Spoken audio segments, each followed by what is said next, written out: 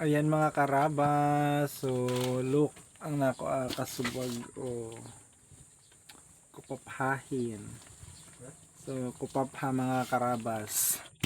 So may duwang klase kupaphang nako aninda.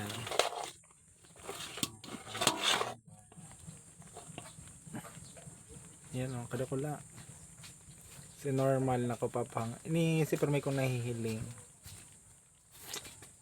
Tapos iga pa din sa raw species yung kupapha. Pero siya ano. Yun guys oh.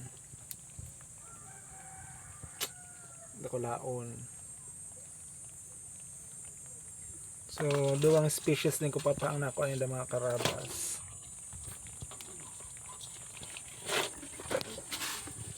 Yan.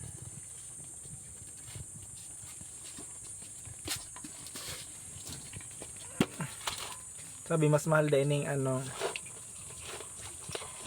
garong gapo na yun yan kesa digdesa nagulaptik mga karabas. Bye for now.